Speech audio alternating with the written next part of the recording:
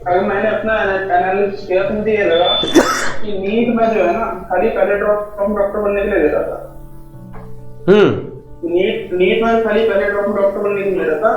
उसके बाद मैं नीट की तैयारी को एज अ ड्रग इस्तेमाल कर रहा था। मतलब कुछ नशे में ना पड़ के या किसी चीज में ना पड़ के नीट का टाइम दे रहा था कि जो लाइफ में चीजें हो रही है या जितनी फैमिली प्रॉब्लम है उनसे कोप अप करता हूँ। बट इस बार लग रहा है, ऐसा दिख रहा है कि हाँ फैमिली की तरफ से ले जा रही है। मतलब इस बार जो भी सिचुएशन है जो हिसाब से मिल रहा है वो भी सही होने वाली है। तो एक मोटिवेशन है कि हाँ, ऊपर से आपको प्लेटफॉर्म मिल गया तो एक फील है अंदर से कि हाँ इस बार कुछ बढ़िया लिखा है। बहुत बढ़िया बेटा। तो भाई इस बार तो हम लाके रहेंगे, मतलब।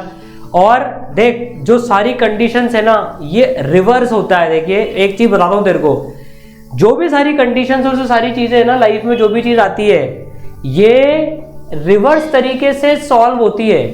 मतलब प्रॉब्लम सॉल्व हो जाएगी तब मैं डॉक्टर बनूंगा, ये नहीं होता है। तू डॉक्टर बनेगा ना तो ये प्रॉब्लम्स ऑटोमेटिकली सॉल्व हो जाएंगी। तो तू पता है हर बार लास्ट के 2 महीने 3 महीने क्यों पढ़ रहा है? क्योंकि तेरे अंदर वो चीज है कि जब मेरी प्रॉब्लम सॉल्व होगी तब मैं डॉक्टर बनूंगा। ऐसे नहीं होता है, पहले मैं डॉक्टर बनूंगा तब मेरी प्रॉब्लम सॉल्व होगी। तो ये एटीट्यूड से पढ़ना है इस बार। सबसे बड़ी प्रॉब्लम है यही है। तो जब तू 3 महीने पढ़ के इस नंबर ला सकता है तो साल भर पढ़ के तो डेफिनेट ला सकता है। तो स्ट्रेंथ है कि 3 महीने में जब मैं ये कर सकता हूं तो साल भर में तो मैं क्या कर सकता हूं। तो सबसे पहला तो है ना अपना ओरिएंटेशन बदल बेटा, कि मुझे डॉक्टर इस तब नहीं बनना है जब प्रॉब्लम सॉल्व हो, मुझे डॉक्टर बन के प्रॉब्लम सॉल्व करनी है। ठीक है, शाबाश। और क्या स्ट्रेंथ है तेरी? सब्जेक्ट में क्या स्ट्रेंथ है बेटा? तो सब्जेक्ट में ये है कि हाँ फिजिक्स को अब मैं इस लेवल पे समझता हूँ अपने आप को कि हाँ मेरा क्यूरियोसिटी बहुत है। तो फिजिक्स में हर चीज बनाने की कोशिश करता हूँ, चाहे वो माइक्रोस्कोपिक हो चाहे वो मैक्रोस्कोपिक हो। केमिस्ट्री सर मुझे लगता है कि हाँ जैसे नीट के सिलेबस में केमिस्ट्री है तो बहुत हल्का है सर। इस बार विश्वास नहीं करोगे, मैंने 67 आवर्स टाइमर में लगा के पढ़ा सब्जेक्ट का। 67 आवर्स केमिस्ट्री पढ़ी है और सबसे ज्यादा परसेंटेज मेरी उसमें आई है। 155 नंबर है केमिस्ट्री में। 155 है?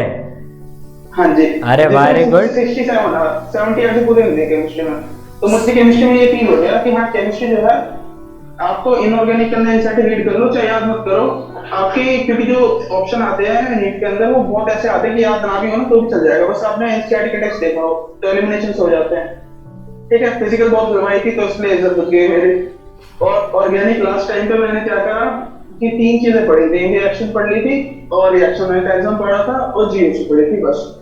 बेस पढ़ के रिएक्शन 30 रिएक्शंस पढ़ के अपना ऑर्गेनिक चला गया। तो बस इस बार पूरे साल पढ़ेगा तो अलग लेवल पे नंबर आएंगे, फिजिक्स में भी आएंगे, बायोलॉजी में भी आएंगे।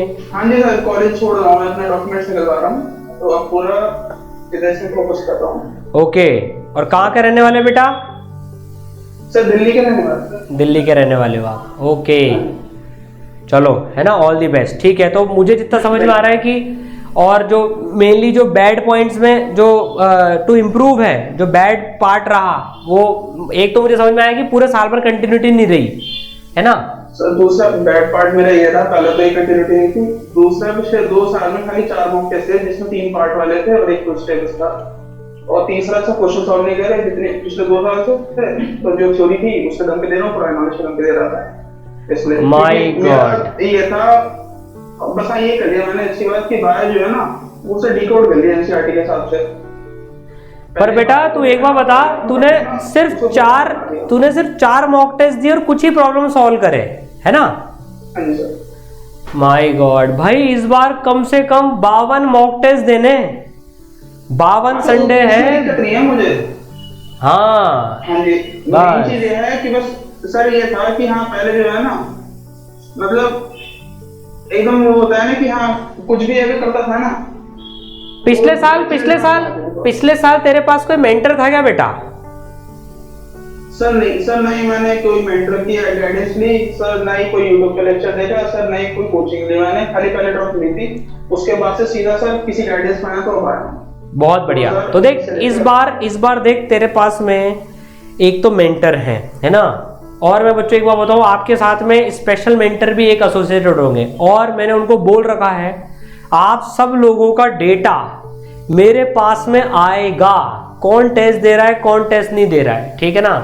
तो भाई बहुत बढ़िया। इस बार देख मेंटर्स और अपन मिलकर है ना एक हिस्ट्री लिखते हैं अगले साल जो है, बस हिस्ट्री लिखते हैं बस। तू क्योंकि जरूरी हिस्ट्री लिखना इसलिए भी है कि अगर जो 5 साल बर्बाद हुए हैं उसको अगर एक ये कह सके कि हाँ बचाना, तो वो तभी है अगर न्यूज में आने लायक रैंक है, तभी लगेगा कि बस। और इस उससे नहीं भाई, अपनी जिंदगी संवारने के लिए, दूसरों की जिंदगी संवारने के लिए डॉक्टर बनना है, सिंपल। हाँ जी सर। बनना है तो बनना है, जिद है तो है, कोई लॉजिक नहीं होता जिद के पास में, बनना है तो बनना है बस, है ना। और तेरे को सबसे बड़ी बात ये ध्यान रखनी है कि रिवर्स में काम करेगी, तू डॉक्टर बनेगा तभी प्रॉब्लम सॉल्व होगी, प्रॉब्लम सॉल्व होने के बाद कुछ नहीं होता, है ना।